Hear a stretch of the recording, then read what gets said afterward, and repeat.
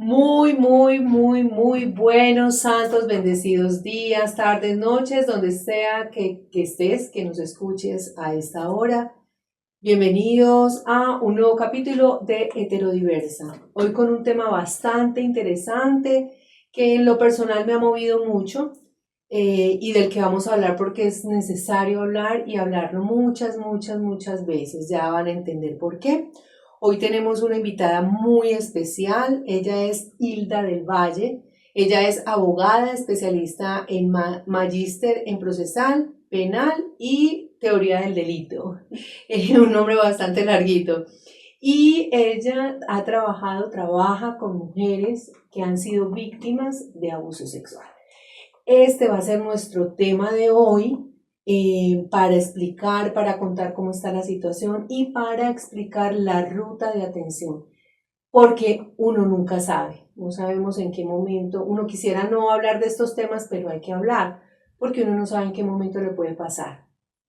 Y lo digo y voy a empezar por ahí, desde una historia muy cercana, una madre trabajadora con 2 niñas, salió a trabajar el viernes 8 de mayo y saliendo del trabajo sus hijas la llamaron y le contaron que habían abusado de ellas.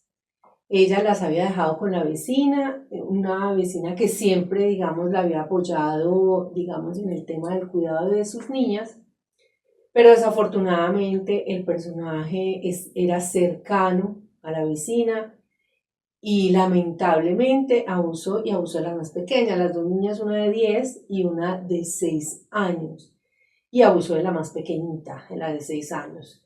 Esa es una historia que uno no quisiera contar nunca, pero lamentablemente a raíz de este caso y de esta situación, porque la mamá es muy cercana a mí, conocí el panorama, he estado averiguando, investigando cómo está la situación aquí en Medellín y realmente es lamentable. Entonces, hoy lo vamos a hablar aquí, vamos a contar cómo se va a hacer o cómo se debe hacer en caso de ser agredido y vamos a hablar del tema de Paola en concreto. Y la bienvenida, muchas gracias por acompañarnos hoy aquí a Heterodiversa. Bueno, muchas gracias a ustedes. Estoy feliz porque considero que la ayuda digital siempre ha sido como una segunda casa. Muchas gracias a todos los que nos están escuchando y viendo en algún momento. La invitación de hoy, digamos que me conmueve porque estoy acompañando este proceso también y sobre todo por el flagelo que hoy vamos a conversar y con el que muchos, digamos, en las redes sociales se está socializando, pero lo estamos generando como si fuera un paisaje, el abuso contra los niños y adolescentes. Sí, se nos ha vuelto paisaje, entonces como que ya, y sí, pues como que sí, todos los días pasa. Y nada más hablábamos ahora el caso de la niña del Tolima, creo que es en Tolima, Mía, de 6 meses, por Dios, y la niña murió. O sea, ¿cómo sería de absurdo el abuso que la niña murió? Entonces uno no se explica, estamos de pronto muy locos en este país, ¿o qué? La sociedad, Matilde, siento que está dañada, enferma. Hay muchos vacíos, digamos, yo iniciaría con un vacío espiritual. Yo que soy una mujer espiritual y que conozco de alguna forma por qué una persona llegará a ese estado, ¿cierto? O sea, en el caso de Mía en concreto, una bebé de 6 meses. ¿En qué cabeza? O sea, ¿qué clase de mundo, de universo hay en esa cabeza que puede abusar sexualmente de un bebé? ¿Cierto? Entonces, ahí son muchas incógnitas, muchos estudios que hay que hacer, pero que hoy el mundo en el que estamos habitando, me atrevería a decir lo que dije ahora, lo volvemos como paisaje. Esto pasa y mañana qué va a pasar, pero a ver, ¿qué es lo que estamos haciendo como sociedad? ¿Qué hay de fondo? Porque lo vamos a hablar ahora para después de la acción, qué otras acciones se siguen, ¿cierto? ¿Qué protocolos hay? Pero ¿qué pasa con esta sociedad? O sea, ¿dónde vamos a cuidar a los niños? ¿Quién los va a cuidar? Estamos hablando de el círculo primario, es el que más abusa a los niños. Entonces, ¿qué preguntas nos debemos estar haciendo? Si es un vacío social, espiritual, político, o sea, ¿dónde vamos a llegar? Esto es un flagelo grave, muy grave, a nivel mundial, pero que hoy en Colombia es, digamos, con un porcentaje altísimo, y en Antioquia, con lo que les voy a contar, es mucho más delicado. Sí, de hecho yo estuve mirando, investigando, revisando en prensa, obviamente, con Medicina Legal, ICBF, con el observatorio también de violencia que tiene la alcaldía de Medellín. Bueno, como de muchas fuentes, y hoy se reportan 3.773 menores víctimas de violencia sexual. Ese reporte en 3 meses. 3 meses. Es decir, de enero a marzo. De enero a marzo. Porque se hacen los cierres de trimestre. Exactamente. Eso significa 10 niños abusados diariamente. A mí me asombró. O sea, yo no puedo creer. Y sigo sin creer, porque es que son 10 niños abusados sexualmente todos los días. Y eso que fueron los primeros 3 meses. Y digamos, ese incremento desde 2023 ha ido incrementándose casi que 10% cada año. Así es. O sea que lo que decía Hilda, en ese momento el tema es sistemático. En el caso de Antioquia también está dentro de los lugares donde más se está abusando de los niños. ¿Qué está pasando acá? ¿Qué está pasando en la ciudad, Hilda? Desde todo el conocimiento que tú tienes, porque ella ha trabajado este tema durante muchos años. Bueno, mira, digamos que en un principio uno podría pensar lo que les dije ahora, el círculo primario, el primer círculo del cuidado. Que es la familia. Que es la familia, estamos hablando mamá, papá, hermanos, tíos, primos, y ya ahí se puede salir de la esfera a lo social, el vecino, pero no entra en ese círculo primario. Hoy en Antioquia podríamos estar hablando de 10 niños al día, ¿cierto? Que hay estadísticas que nos muestran que los papás denuncian o que hay denuncias. Vamos ahí, sí, ¿cierto? Sí, los que denuncian, que sabemos que denuncian. Sí. Hoy estamos hablando bajo unas estadísticas. La pregunta que hoy te hago y les hago a todos los oyentes es, ¿y los que no denuncian? Entonces vamos a abrir 2 espacios. Los que denuncian hacen una ruta, que sería la conversamos, pero los que no denuncian, estamos hablando de 2 factores. 1, no denuncian por miedo, mamás, la mayoría no denuncian por miedo, por el tema económico. Si lo denuncio es el papá y me deja. Si lo denuncio es mi esposo, el que no es el papá del niño, pero es el padrastro y me deja. Y la economía aquí, ¿cierto? Y lo otro, que es lo más grave, es el estado del comercio, la comercialización de las virginidades de los menores. Estamos hablando cuando una mamá tiene una menor de 7, 8, 9 para arriba, inclusive muchos en edad menor, venden la virginidad de los niños y niñas. Es independiente si es varón o es mujer, ¿cierto? ¿Qué tanto pasa eso? O sea, yo sé que no hay unas estadísticas concretas, pero ¿hay alguna forma de establecer la gravedad de ese tema? Es que es muy complejo. La gravedad sí, pero el porcentaje no te lo podríamos decir. De hecho, hay un ejercicio que está haciendo la alcaldía de Medellín y digamos de alguna manera también la gobernación de Antioquia se están ocupando de esos temas. Incluso hace poco hubo un operativo, no sé si tienes información de ese operativo. En ese operativo desmantelaron una banda donde estaban vendiendo los videos y el consumo virtual de esas violaciones. Las mamás Dios mío, presenciaban las violaciones. Incluso personas del primer círculo y otras personalidades de lo público están en esas investigaciones. Tenían psicólogos, tenían personas que estaban haciendo parte de esa red. Esa red no es solamente nacional ni local, o sea, esa red no es solamente en Antioquia. Estamos hablando de que es una red de nivel internacional. Los que consumen, digamos, los videos y toda esa forma mercantil de querer vincularse a ese material pornográfico, no solamente está acá en lo local, ni en lo nacional.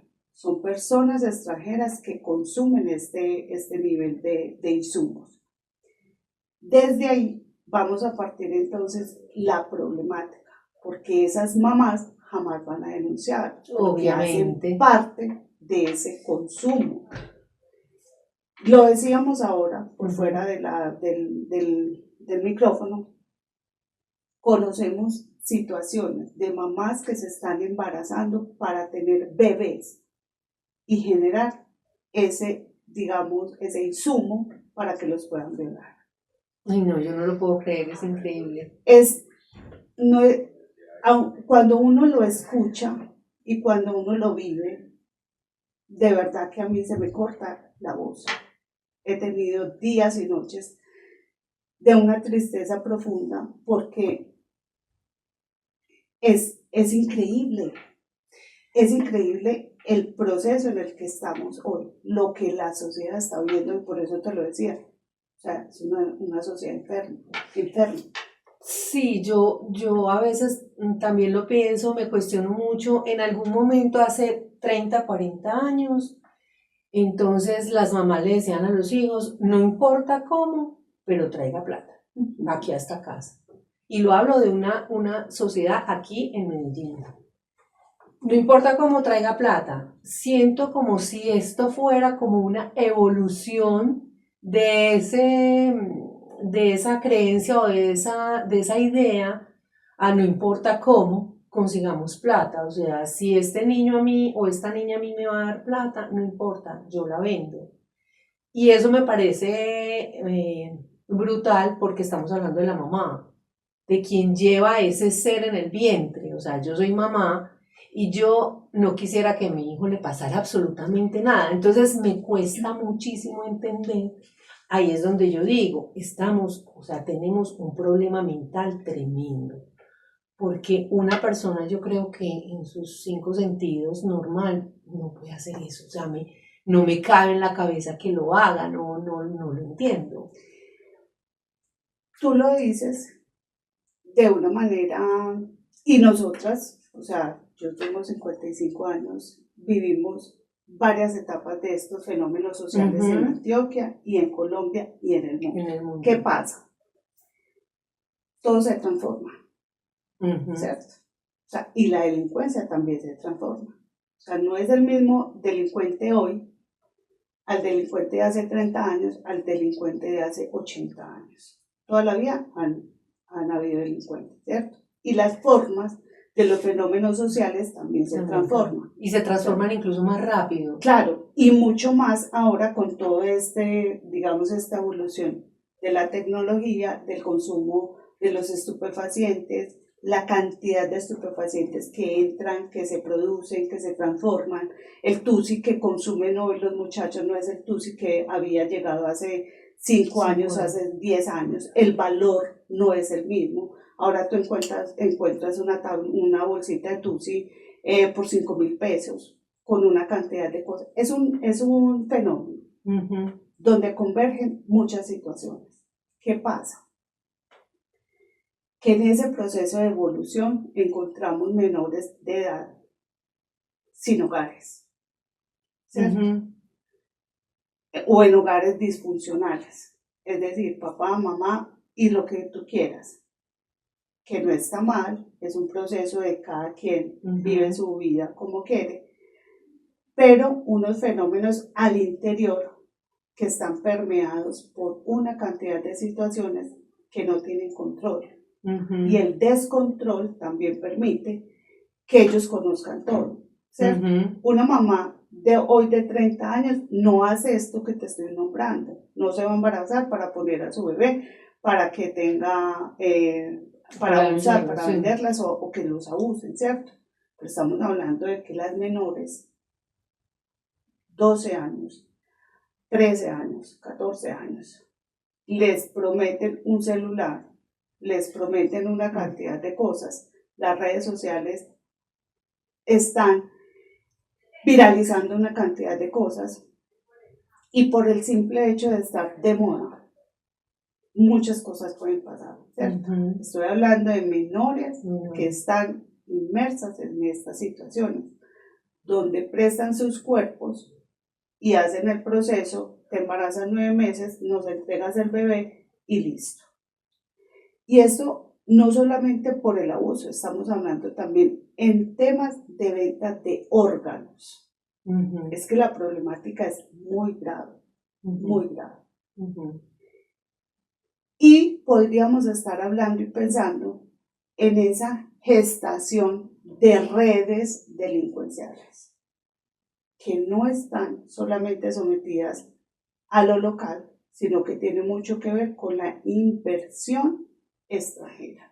O sea, es un delito transnacional, o sea, es como son delitos. El narcotráfico, correcto, las Correcto. armas, es un negocio internacional, multinacional.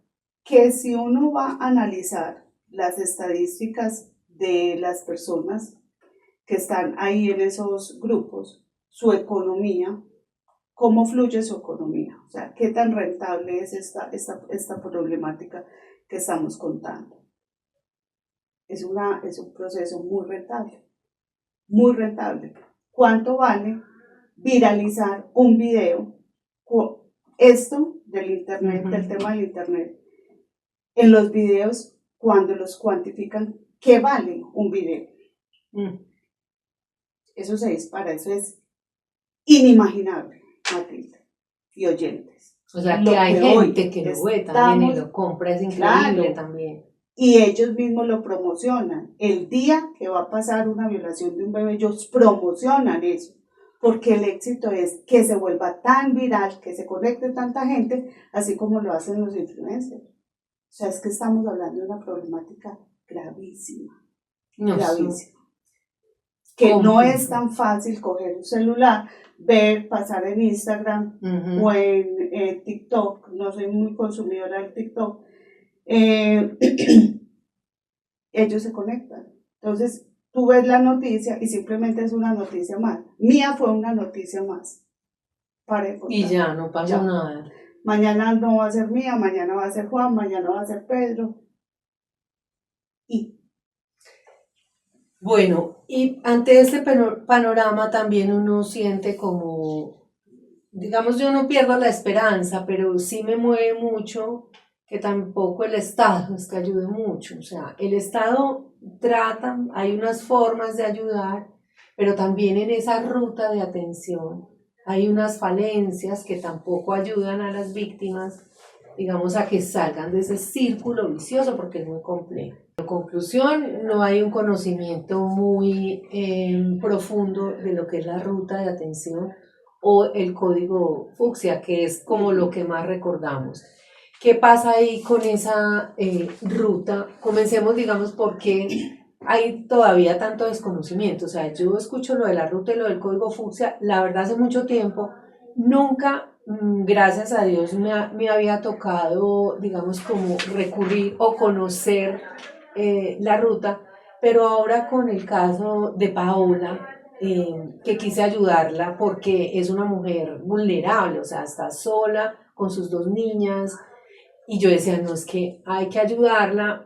Empecé a averiguar, llamé, obviamente, gente que yo conocía, que de pronto y en cada llamada que yo hacía encontraba como una barrera, y yo decía, pues esto no puede ser, o sea, y a ella en su trámite, porque además fue una mujer para mí muy sabia, porque a pesar de todo, ella insistió en irse como por cumplir lo correcto y hacer la ruta y hacer lo que le correspondía y denunciar al tipo, o sea, a pesar de que en esa situación la separaron de sus hijas, que si bien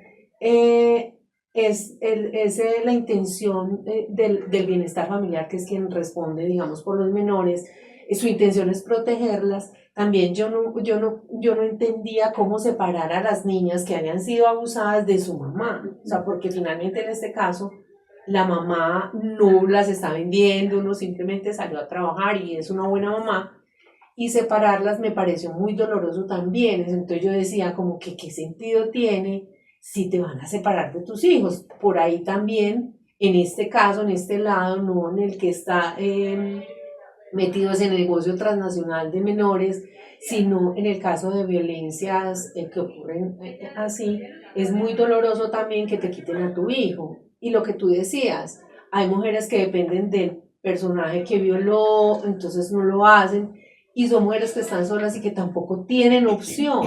O sea, Paola hoy no tiene trabajo, algunas cosas, en algunos casos se le consigue temporal, pero muchas de estas mujeres están solas. Solas es sin trabajo, sin un ingreso, dependiendo del hombre, que me parece muy doloroso. Eh, y creo que en esa ruta habría que hacer unos ajustes. Pero antes de eso revisemos lo que hay, Hilda, cómo es esa ruta, que además también lo dijo una de las personas, es una revictimización Correcto. tremenda porque hay que contar el cuento todo el tiempo. Con el caso de Paula, ella me decía, no, cada que lo cuento me duele el alma, o sea, y ver a sus niñas, y además porque se les cambió la vida a las niñas, Total. obviamente, y uno como mamá no quiere que a sus hijos le pase nada. Entonces eso es muy doloroso, pero hablemos cómo es la ruta hoy, cómo funciona. Bueno, en la primera, lo primero que nombró la chica, que no sabía si era protocolo o ruta, es lo mismo. O sea, la ruta, hay que cumplir, la ruta quiere decir cumplir un protocolo, ¿cierto? Desafortunadamente, la gente no se ocupa de este tema hasta que no lo vive, ¿cierto? Total. Tú lo nombrabas ahora con Paola. Muy difícil porque es una mujer vulnerable. Pero Matilde, todos los que pasan por ese proceso ya los vamos a encajar en la vulneración, ¿cierto? Porque cualquier mamá, tú puedes estar muy bien con tus hijos y tener un estatus económico importante, bien. Pero ahí entras en una vulneración tremenda porque el mundo se te vino encima. Porque tú crees que eso le pasa a la amiga, a la vecina, nunca a mí. Nunca a mí, total. Entonces, esto no es de estrato. Esto es de un acontecimiento que le pasa a cualquier persona. Y hoy le voy a decir, le puede pasar a cualquier persona en cualquier momento. En su círculo familiar, en el trabajo, en cualquier parte. ¿Cierto? Entonces, hablemos de la ruta. Niños, niñas y adolescentes y mujeres. ¿Por qué voy a cerrar hasta ahí? Porque este protocolo no aplica para los hombres. Y eso es un tema interesante también, que en algún otro momento, si quieres, lo abordamos, porque también he hecho estudios, conferencias internacionales, porque a los hombres también los abusan. Los abusan y hay una vulneración ahí infinita. En Colombia no hay, apenas se está implementando alguna red de apoyo para hombres que pueden denunciar. Voy a cerrar ahí el paréntesis. Entonces, ¿qué pasa? Hay un abuso como el de Paola, ¿cierto? La Paola sale a trabajar, en las horas de la tarde regresa y encuentra que sus niñas, dos, han sido violentadas sexualmente. Cuando hablo de violentadas, es alguna acción, digamos, sexual, no con violencia, violentadas. ¿Qué pasa? Cuando ella se asume el proceso con sus hijas, la hija le dice, algo pasó con la menor, ¿cierto? Porque al parecer fue a las dos. A una, la mayor, a la de 10 años, le hizo actos, la tocó, algo pasó, pero a la menor sí encontraron fluidos, ¿cierto? Todavía no he podido leer las entrevistas, no conozco el informe de medicina legal, apenas estamos, digamos, en ese proceso. ¿Qué pasa? La ruta para ese momento cuando Paola llegó, hay tres, porque es una, digamos, es una triada. Lo primero que se hace es la salud, protección y justicia, y ese es el orden. Lo primero es salud, proteger y justicia. ¿Por qué justicia es lo último? Porque ustedes dicen, vámonos para la fiscalía ya. No, pare, porque a la fiscalía usted va en la fase terminal, donde ya está todo lo que usted recogió. Entonces, si a usted, la mujer que me está escuchando, el papá que me está escuchando, los menores están escuchando, entonces lo primero que hay que hacer es ir a un puesto de salud y contar qué pasó. El puesto de salud tiene la obligación de activar el código fucsia. ¿Qué es esto? Poner en conocimiento usted por qué está acá. Entonces hay un triaje 1, triaje 2, dependiendo de las horas. Si está antes de cumplir las 72 horas, entra en el triaje 1. ¿En qué consiste? Te toman todos los signos, te hacen una valoración mental, que es lo primero, es decirle a la mujer, tranquila mujer, usted está en un lugar seguro. Y ahí intervienen las otras disciplinas, que es el psicólogo, digamos, con las herramientas que cuente cada puesto de salud, ¿cierto? Porque ¿en cualquier puesto de salud se puede hacer? Sí, claro. Okay. Todos tienen que tener protocolo para activar código fucsia y recibir a una mujer, un niño, a la persona que haya sido abusada sexualmente o presuntamente abusada. ¿Qué pasa? Obvio, en las zonas rurales no tienen todas las herramientas, pero hay un protocolo que se puede establecer para derivar, ¿cierto? ¿Qué es la derivación? Poner en conocimiento a otro profesional para que conozca eso. Entonces, en el caso de Paola, ¿qué se debió de haber hecho? Que ella lo hizo, ¿cierto? Voy al puesto de salud, hospital, si no tiene EPS es obligatorio, porque no puede haber barrera. No puede haber barrera. Ahí hay una negligencia.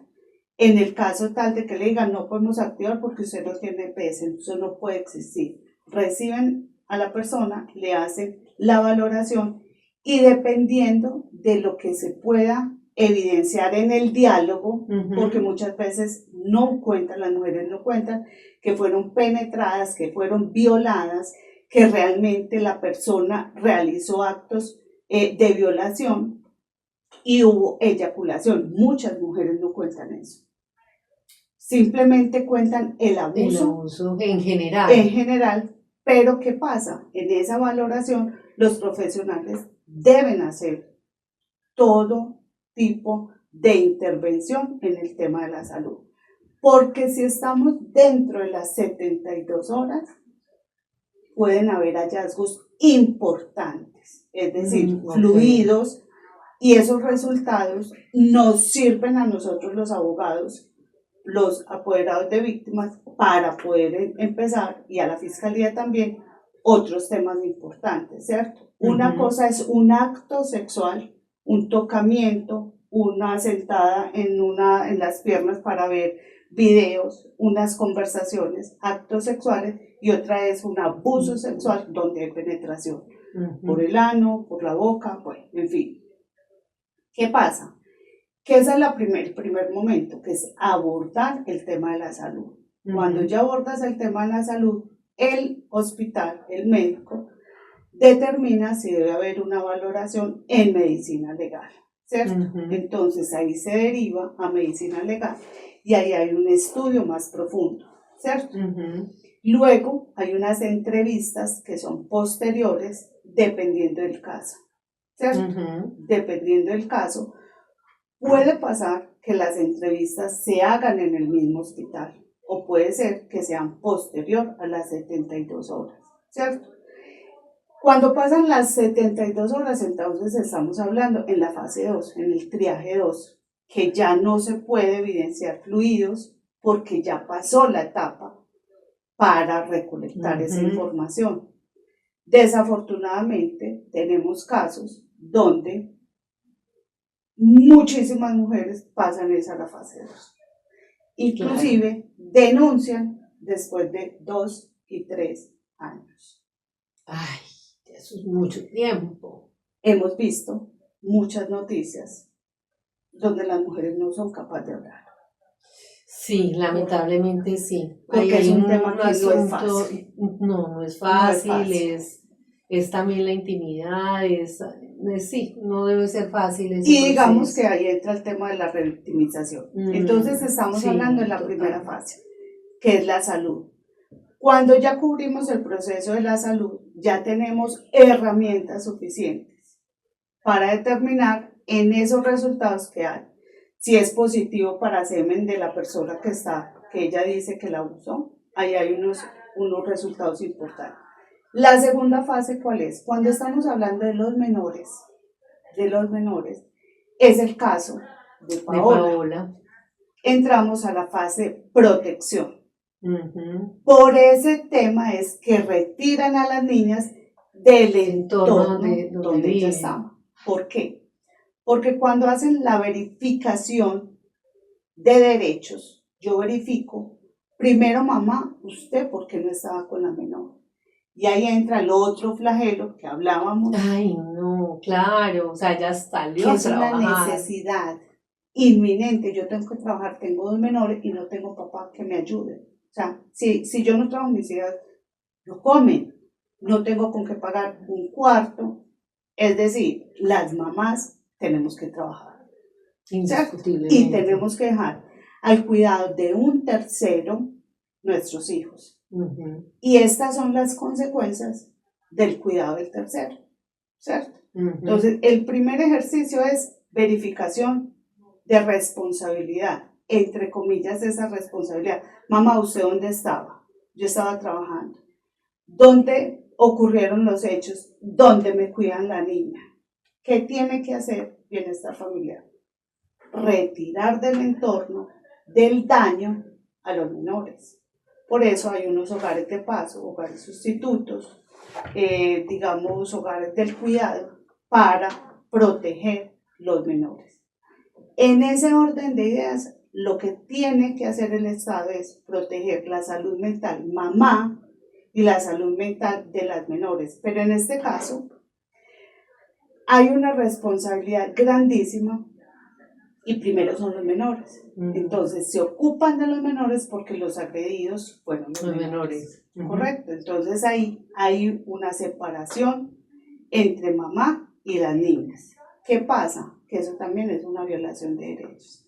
Porque tú lo decías, en ese momento claro, que quiere una niña. Estar con su mamá. O sea, ¿cómo me van a quitar a mi mamá? ¿Y qué quiere la mamá? Estar con sus hijas. Claro, o sea, porque además las mamás quedamos con una carga. Yo no estuve para... Claro, total, la culpabilidad.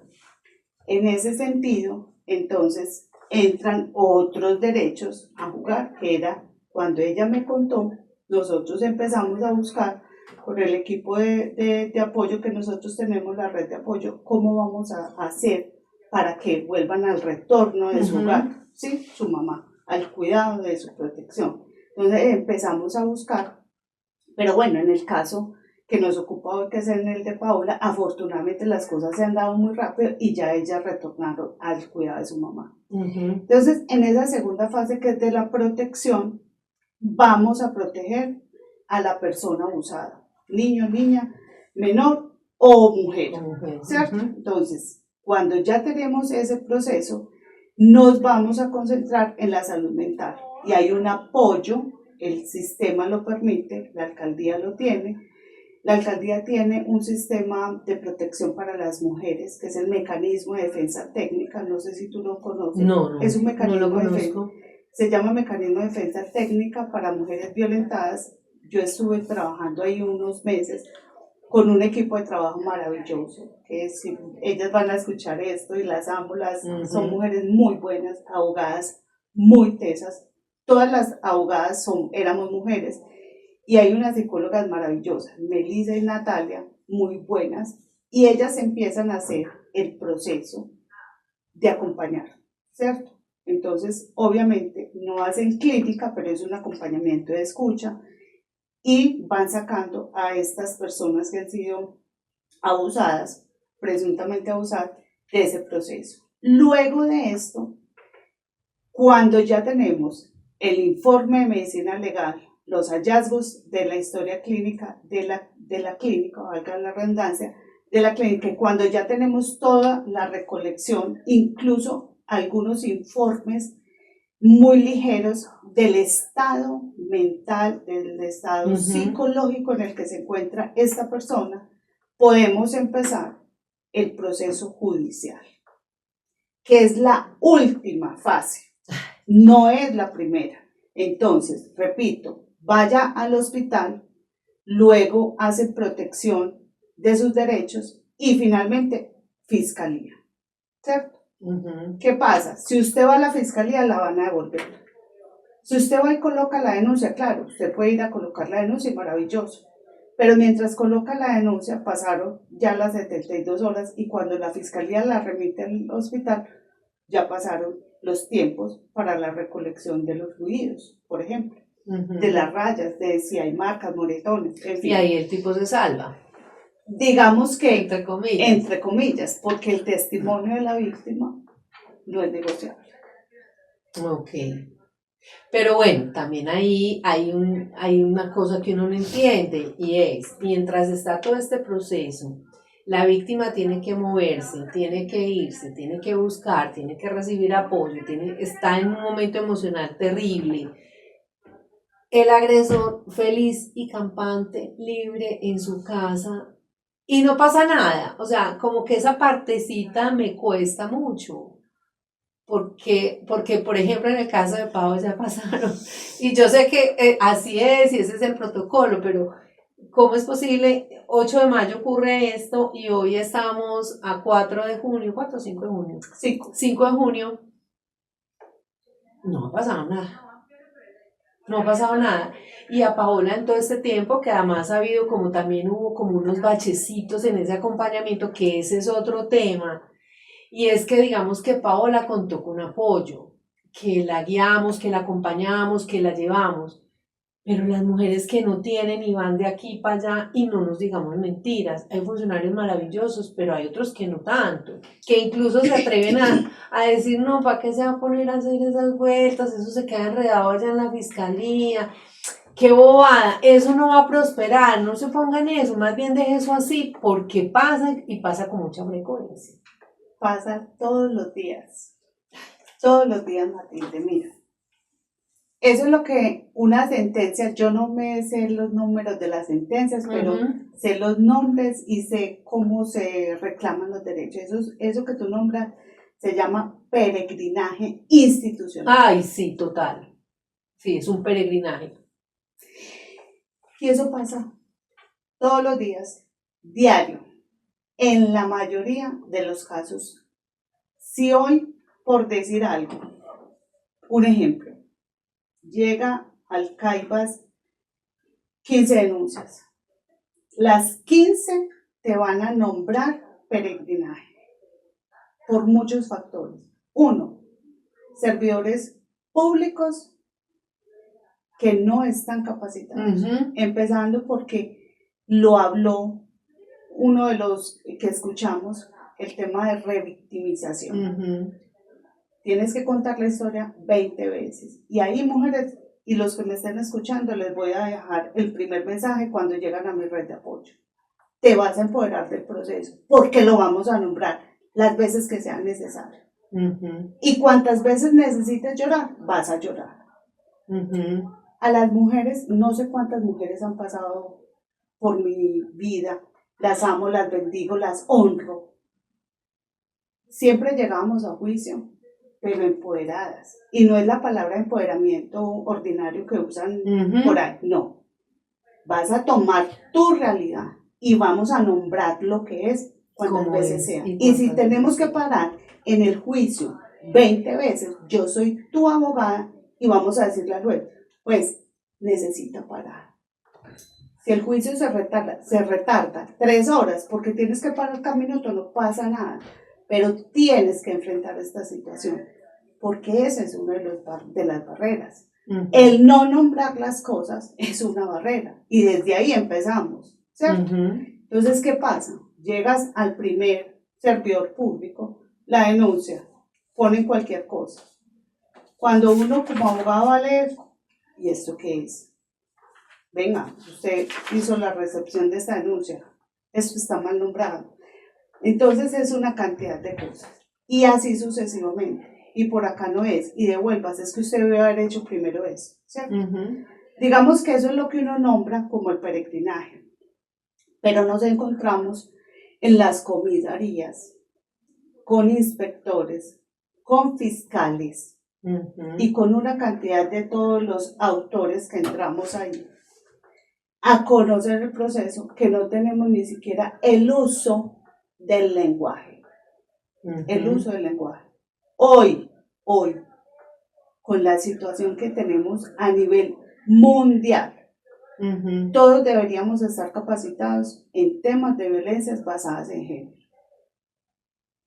Y lo hablo también, no solo para las mujeres, porque te lo decía ahora, Matilde, esto también es para los hombres. Que el hombre que no sea capaz de decirle, hermano, mi mujer me pega, es que eso es una violencia, es que la violencia no tiene género. ¿Cierto? O sea, ahí hay unos temas, unos nombramientos de unas cosas que yo digo, Dios mío, dame paciencia, porque es importante nombrar cosas. Pero ¿qué pasa? Retomando el tema de cuando hay que abordar la misma situación en varias áreas, la dificultad que tiene una mujer. Por eso lo primero que hay que hacer cuando las mujeres tienen esto, y yo lo hablo en los talleres que nosotros hacemos, es no se puede desnombrar lo que hay que nombrar. Hay que nombrarlo tantas veces como sea necesario, con fuerza. O sea, usted se va a apoderar de su proceso. Por eso con Paola, yo te decía ahora, hay que empezar el proceso con ella, primero psicológico, con ella y con las niñas. Cuando yo ya tengo a esa mujer con una fuerza mental capaz de decir, me voy con toda y no voy a descartar ni un minuto, que la gente le diga, ay, qué pereza, usted va a ver que eso no llega a ninguna parte, claro. Solo el 6% de las denuncias llegan a tener feliz término. Y hay que nombrarlo. El 6%. Ay, no. Teníamos procesos con una sola fiscal que me decía, doctora Hilda, tengo 3.000 procesos y usted tiene conmigo 4 procesos y 4 procesos que necesitamos que vamos a juicio. Y no porque yo quisiera, no porque yo no soy una estadística, yo no era una estadística más. Yo me sentaba con las mujeres que teníamos en el proceso y estudiábamos los casos. Y los casos llegan mujeres donde no habían hecho la denuncia y también teníamos que decirle, perdiste el tiempo, o sea, no podemos hacer nada, porque no tenemos cómo evidenciar, no hay pruebas, ¿cómo saco yo esto? Total. Hilda, no tengo. La fiscalía va a archivar. Con el dolor en el alma, también, hay que hacerlo. Sí. Hay que hacerlo de manera clara. Es inevitable y hay que hacerlo. Esa es como la esperanza en el caso de Paola. Claro, una mujer que tenemos que acompañar para que ella no desista en el camino. Y no hay que dejarla que desista. Porque es un proceso lento, largo, dispendioso. Hoy el hombre está en la calle. hay otros mecanismos para que esa persona pueda responder. Y esa es la idea. Yo espero que responda y sí, uno puede estar, o sea, yo pensaba, este tipo puede estar abusando de más niñas en este momento. Lo más seguro es que sí. Seguramente, más víctimas, pero digamos que dentro del proceso ese es el que hay que seguir y en algún momento yo espero, confío, tengo fe en que lo van a detener y va a ir a pagar lo que hizo. Porque además pasa algo y es que cuando hay una persona que ya entra en un proceso judicial, aparecen más víctimas. Claro. Que eso es sí. Sí, eso es algo, digamos, positivo. Van apareciendo las víctimas y sí, es que él también hizo esto con esta persona. Así es. Y finalmente logra, pues si se va para la cárcel, porque ahí sí no hay nada que hacer. Para terminar, y un último mensaje, Hilda, sobre este tema. Bueno. Voy a retomar la primera pregunta que le hacen o ella, la primera persona dice, si yo conociera de algo, ¿qué haría? Este tema es un tema de corresponsabilidad. Cualquier persona puede hacer operar en la ruta. De ahí no nos vamos a salir, Matilde y oyentes. La ruta es esta, hospital o lugar de salud, ¿cierto? Un centro de salud. ¿Por qué no primero medicina legal? Porque medicina legal necesita la activación del código fucsia. Okay. Entonces, no pierdan tiempo. Lo primero es, váyase a un lugar de salud, un establecimiento de salud, hospital, clínica, puesto de salud, ¿cierto? Ellos mismos tienen la obligación de activar el código fucsia. ¿Cómo se activa todo el código? Se va, coloca y cuenta qué pasó. Y el hospital, inmediatamente el médico tiene la obligación. ¿Por qué es importante así? Porque ahí hay una derivación de las otras rutas. El tema psicológico, el tema de recoger información, medicina legal. El mismo médico lo hace. Tú no puedes llegar a medicina legal, o bueno, lo puedes hacer, pero te van a devolver y ahí es donde entra el peregrinaje institucional. Y de último, después de que tengas los elementos, se hace la denuncia. Esa es la ruta. Okay. Básicamente esa es la ruta. Y buscar de pronto acompañamiento. ¿Hay una forma de buscar un acompañamiento jurídico? Sí. Escuchábamos acá policía, amigos, grupos feministas o en temas de estudio. Digamos que es importante abordar también qué pasa cuando están en las universidades o establecimientos de educación. Uh-huh. Todas las instituciones, y cuando hablo todas son la alcaldía, gobernación, centros médicos, centros estéticos, universidades, colegios, todos tienen que tener un protocolo para violencias basadas en género al interior. Porque desde acá hay otras derivaciones. Obvio, la primera es la institucional, que es la de la alcaldía, ¿cierto? Esa es la ruta. Pero todas las otras deben tener su protocolo. Bueno, Hilda, se nos acaba el tiempo. Creo que este tema va a continuar en próximos programas. A todos les agradecemos. Recuerden seguirnos en @heterodiversa en todas las redes. Y si tienen alguna inquietud o algo, nos pueden escribir a heterodiversa@gmail.com. Rapidito tus redes por si te quieren buscar.